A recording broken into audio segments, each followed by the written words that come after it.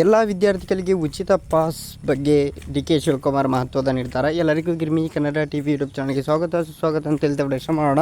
ಶುರು ಮಾಡೋಕ್ಕಿಂತ ಮೊದಲು ಯಾರೆಲ್ಲ ನಮ್ಮ ಯೂಟ್ಯೂಬ್ ಚಾನಲ್ ಮೊದಲು ನೋಡ್ತಿದ್ದೀರಿ ಅವರೆಲ್ಲ ಸಬ್ಸ್ಕ್ರೈಬ್ ಮಾಡ್ಕೊಳ್ಳಿ ಮತ್ತು ಪಕ್ಕದಲ್ಲಿರೋ ಬೆಲ್ಲೈಕನ್ ಪ್ರೆಸ್ ಮಾಡಿ. ರಾಜ್ಯದ ಮುಖ್ಯಮಂತ್ರಿಯಾಗಿ ಪ್ರಮಾಣ ವಚನ ಸ್ವೀಕರಿಸಿದ ಡಿ ಕೆ ಶಿವಕುಮಾರ್ ಅಧಿಕಾರ ವಹಿಸಿಕೊಂಡಿದ್ದಾರೆ.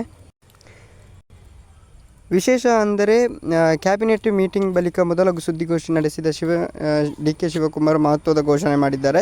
ರಾಜ್ಯದಲ್ಲಿ ಎಲ್ಲ ವಿದ್ಯಾರ್ಥಿಗಳಿಗೆ ಉಚಿತ ಬಸ್ ಪಾಸ್ ಘೋಷಿಸಿದ್ದಾರೆ. ಗಂಡು ಮಕ್ಕಳಿಗೆ ಫ್ರೀ ಬಸ್ ಪಾಸ್ ನೀಡಲಾಗುವುದು ಎಂದಿದ್ದಾರೆ.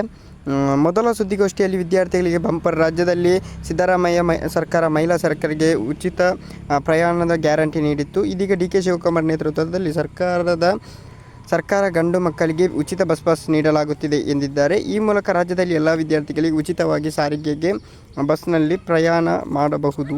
ಈ ಮೂಲಕ ವಿದ್ಯಾರ್ಥಿಗಳು ಹಾಗೂ ಪೋಷಕರ ಮೇಲಿನ ಆರ್ಥಿಕ ಹೊರೆ ಕಡಿಮೆ ಆಗುತ್ತದೆ. ಓಕೆ ಗೈಸ್, ಮುಂದೆ ಸಿಗೋಣ. Thank you, love you so much. ಮುಂದೆ ಸಿಗೋಣ. ಸಬ್ಸ್ಕ್ರೈಬ್ ಮಾಡಿ.